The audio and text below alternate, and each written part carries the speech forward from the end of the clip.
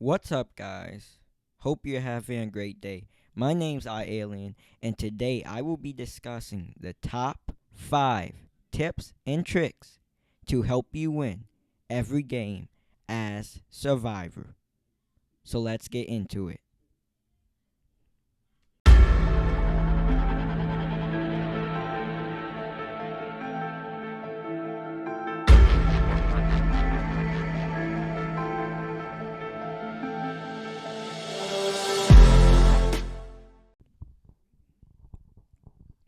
The first tip that I have for you is focus on decoders.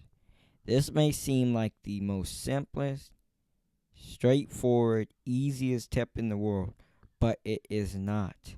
I've seen so many people not decode, and it hurts your team so much. I don't care if you are a gardener trying to break chairs. I don't care if your teammates in a rocket chair. Focus on decoders. If a hunter is camping, do not stand there the whole time and wait to just save your teammate just so the hunter can hit them again and have them instantly die. No, what you should be doing in this time is decoding. Even if that person loses, if the team as a whole still wins, then they get credit for the win. Just think of it as them being a sacrificial lamb of sorts so that the whole team can win. If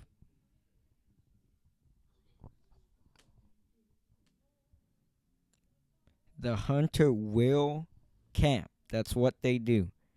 That's what I do, and I'm a top 50 ranked hunter. That is a great strategy. But the counter to this is by decoding.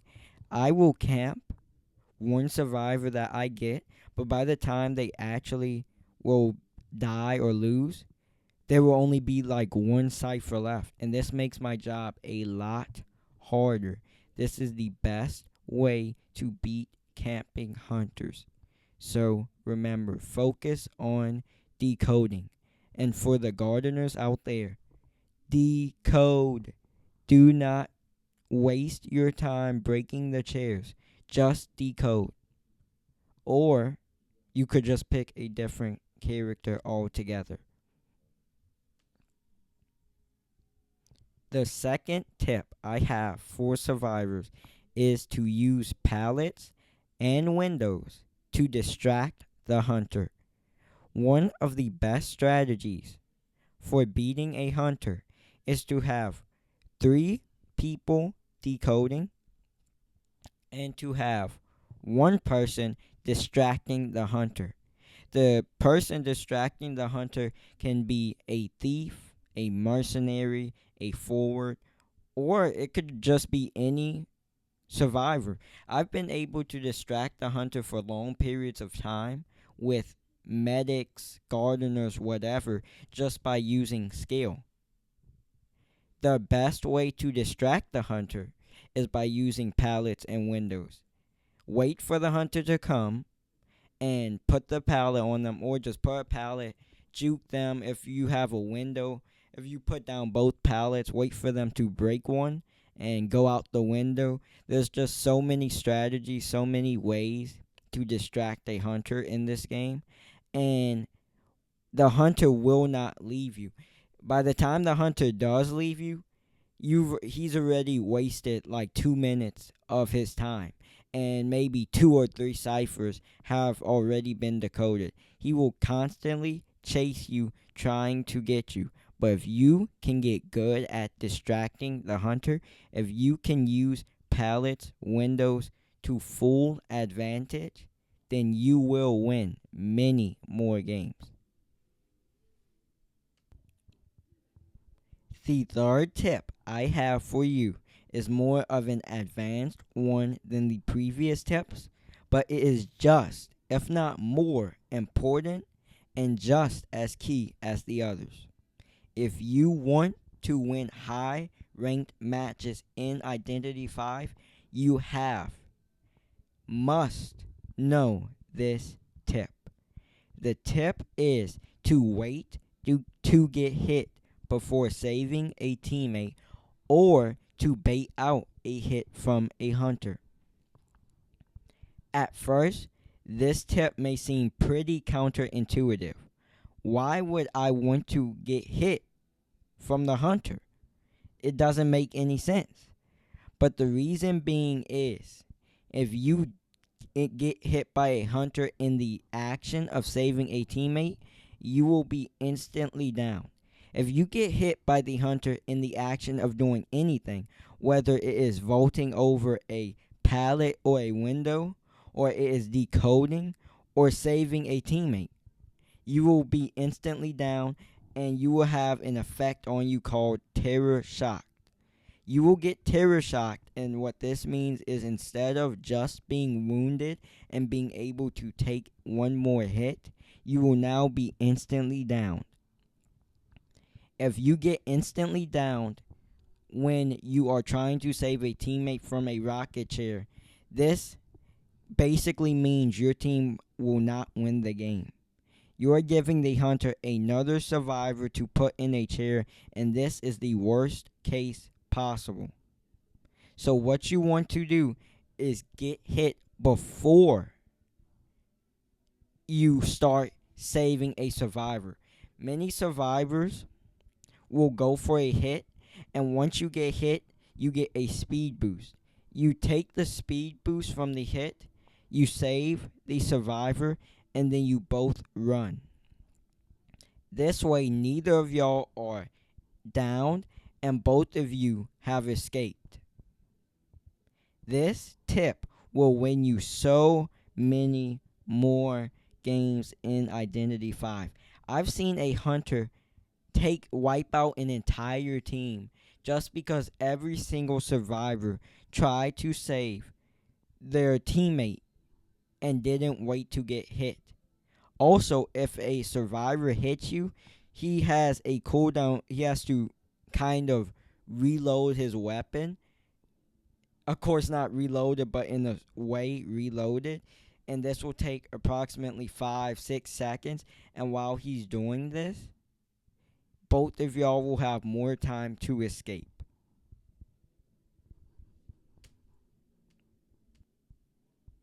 The fourth tip I have for you is to know the hunter. This is a very, very important tip. If you want to win games in Identity 5, you have to know who you're facing. You have to know your enemy. There will be many ways to know which hunter you are facing before you even see them. If you see rocket pieces, drill pieces on the ground, that means you are facing the clown. If the fog is building up, then you are facing the Ripper. If you see puppets, you're facing the puppet hunter. So these are the ways to see which hunter you are facing before you even have to meet them. You should also be studying each hunter, looking over their abilities, and maybe even trying them out so you know their strengths and weaknesses and how to escape them. For the puppet hunter, he may seem very overpowered at first, but once you get the hang of dismantling his puppets, he will no longer be as strong. The clown will seem very good as well, and he is most likely the best hunter in the game right now, but you need to start putting pallets down so that he gets hit and his drill gets interrupted and his rush gets interrupted. Put a pallet down if you see a hunter coming for you. For the Ripper, you need to be looking for a red flashlight. This red flashlight will help you know where the Ripper is even when he is invisible. This will give you a big advantage over other survivors because you will know when to escape, when to leave, things like that. And finally, with the gatekeeper, I think gamekeeper, I can't remember his name, but the horse type hunter, make sure not to rely on pallets because they won't save you. You need to be getting in cover to where the hunter will not be able to pull you. If you put a pallet down in between you and that hunter, he will just pull you in and finish you. So what you need to do is after you put a pallet down in between, you need to go to the right or the left. So then the hunter doesn't have line of sight on you. These are some beginning ways to beat these four hunters, and you need to then just study them and go over them so you know how to counter them. Because all the hunters in this game are indeed counterable. They may seem very strong, and they are, but you can beat them as Survivor. The fifth and final tip, but most likely the most important tip, is to pick good team compositions.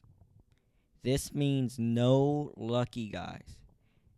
If you want to win high ranked matches, the team compositions have to be good. I will list off the survivors that I think are viable in ranked matches in Identity 5. The Thief, the Magician, the Mercenary, the Coordinator, the Mechanic, the Forward, and those are it. The best free survivor in the game currently is the Thief.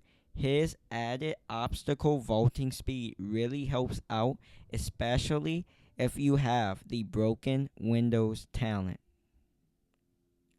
The Gardener is not viable in ranked play as breaking rocket chairs will not help whatsoever.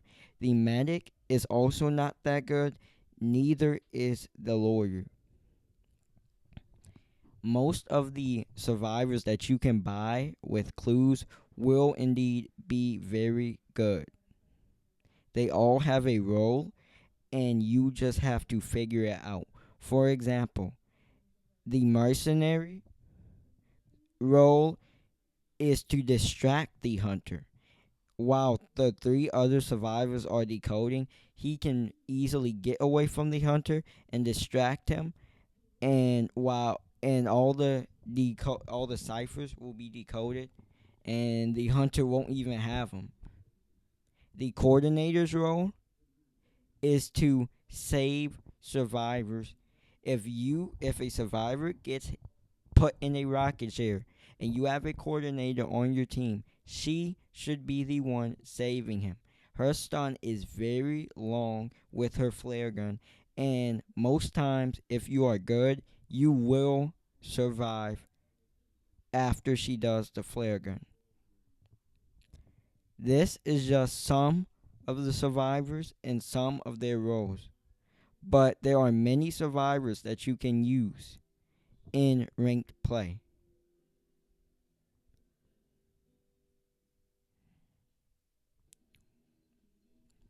That will be all for the video. I hope you enjoyed it. I hope these tips will help you rank up in Identity 5.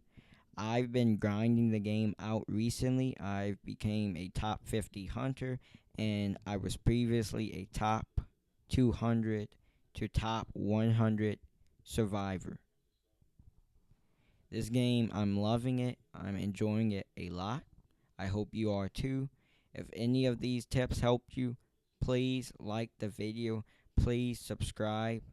It really, really helps out my channel as I'm trying to grow. I'm trying to reach the milestone of 100 subscribers and then 1,000, whatever comes next.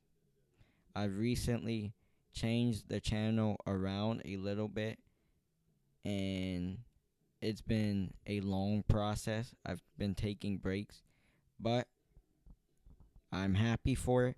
I'm happy where my channel is going, and I'm enjoying this game a lot.